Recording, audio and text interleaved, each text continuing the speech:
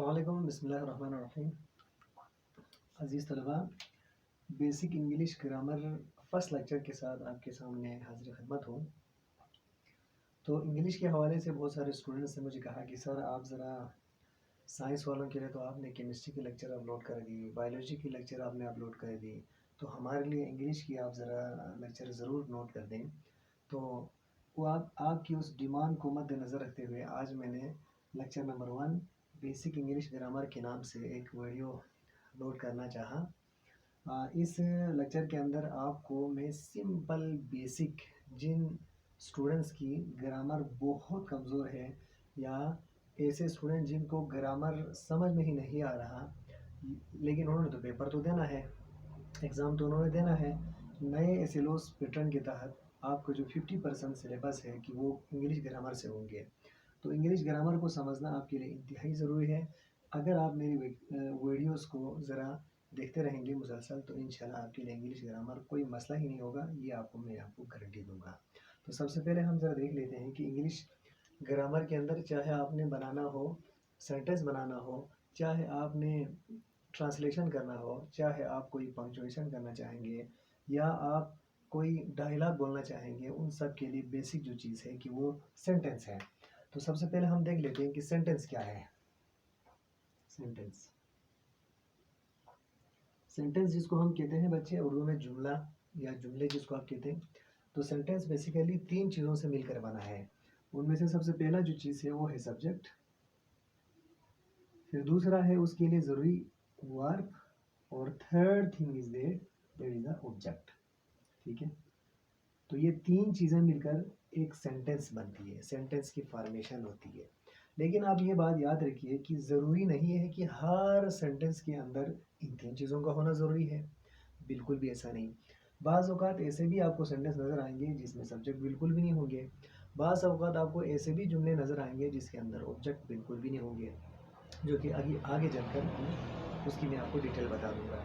लेकिन सवाल ये है कि जो कि आपको बिल्कुल छोटे लेवल से मैंने इंशाल्लाह आगे पहुँचाना है, तो आप पहले ये तो समझें कि इसमें सब्जेक्ट क्या है, वर्ब क्या है और ऑब्जेक्ट क्या है। क्योंकि जब आप अगर मैं आगे बढ़ना शुरू कर दूँ कि ये फलान फिस्तान सेंटेंस ऐसा, तो आप सोचेंगे पहले तो हमें ये पता नहीं है कि सब्जेक्ट क्या है, फिर इसके बाद हम आगे किस तरह समझेंगे। तो सबसे पहले हम देख लेते हैं कि सब्जेक्ट क्या है। दरअसल सब्जेक्ट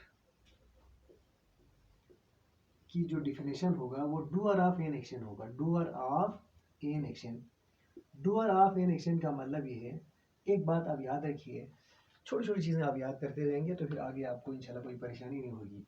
इंग्लिश की एक खुसूसियत ये है कि जब कभी आपके पास वर्ब हो, वर्ब उस वर्ब के आखिर में आप ई आर लगा देंगे तो वो नाउन बन जाता है।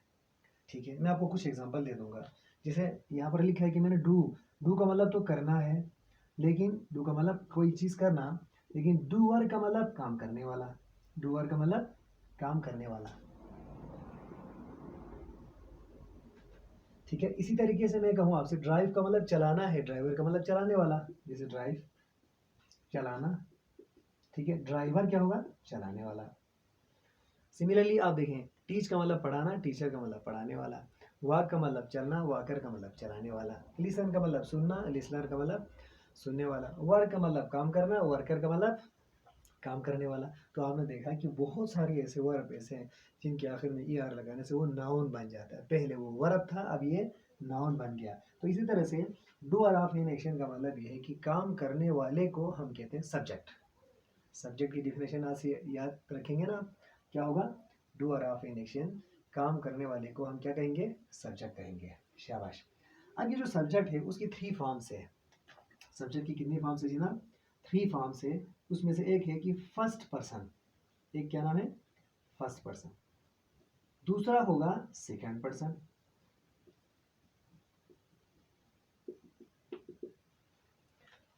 How many forms there are 3 forms of the subject. Number 1 first person, number 2 second person और नंबर 3 जो है वो थर्ड पर्सन। नंबर 3 कौन सा होगा, थर्ड पर्सन। ठीक है, तो first person, second person, third person, ये सब्जेक्ट की मुख्तलिफ फॉर्म्स है। तो सबसे पहले हम ये देख लेंगे कि ये जो फर्स्ट पर्सन है क्या चीज़। तो फर्स्ट पर्सन की डिफिनेशन समझने के लिए आपको घबराने की कोई ज़रूरत नहीं है। फर्स्ट पर्सन बेसिकली होगा स्पीकर। क्या होगा फर्स्ट पर्सन, स्पीकर। जैसे आपको मैंने थोड़ी देर पहले कहा था, स्पीक का मतलब तो बोलना है, स्पीकर का मतलब बोलने वाला। स्पीक का मतलब बोलना, स्पीकर का मतलब बोलने वाला।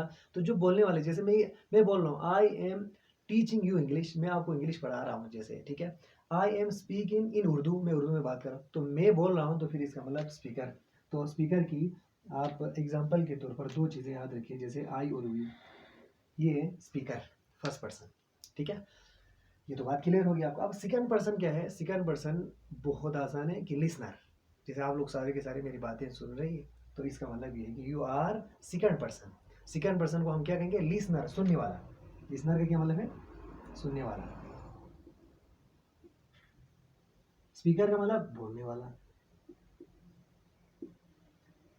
सेकंड पर्सन यानी लिसनर, सुनने वाला। जैसे कि यू आर ऑल लिसनर, सारे स्टूडेंट क्या है? वो लिसनर है, ठीक है। अब्बू आपको नसीहत कर रहे हैं, तो अब्बू क्या है? स्पीकर है, और आप क्या है? लिसनर है। तो इसका मतलब लिसनर के अंदर ज्यादातर जो है आपने देखा, इसकी एग्जांपल हमारे पास है कि वो यू होगा। यू इज द लिसनर और listener is the second person, ठीक है। अब थर्ड पर्सन की हम बात कर ले, तो थर्ड पर्सन के अंदर दो चीजें हैं, लेकिन उससे पहले आप उसकी डिफिनेशन याद रखेंगे।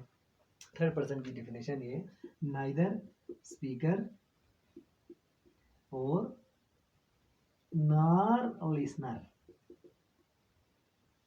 नार लिसनर यानी ना बोलने वाला और ना सुनने वाला। थर्ड पर्सन की क्या डिफिनेशन है? ना सुनने वाला और ना बोलने वाला। अब इसका क्या मतलब है? इसका मतलब मैं आपसे ये कहूँगा कि व्हाट इज योर फादर, आपके जो अब्बू है कि वो क्या काम करता है? तो आप कहेंगे my father does job in वापडा हबलू। मेरी जो अब्बू जो है कि वापडा हबलू में जॉब करता है। तो इसका मतलब your father is third person. आप कहेंगे, मैं कहूँगा आपसे व्हाट इज़ योर फ्रेंड, मैं आपसे कहूँगा आपकी जो दोस्त है कि वो क्या करती है, तो आप कहेंगे she study in FSc class. She studies in FSc class, वो एफएससी क्लास में पढ़ती है। तो इसका मतलब जो शी है that is the third person. अब थर्ड पर्सन के अंदर दो चीज़ें हैं। थर्ड पर्सन एक तो होगा सिंगुलर होगा, और एक थर्ड पर्सन होगा प्लूरल होगा। थर्ड पर्सन सिंगुलर के अंदर सारी की सारी सिंगल नेम आएगा।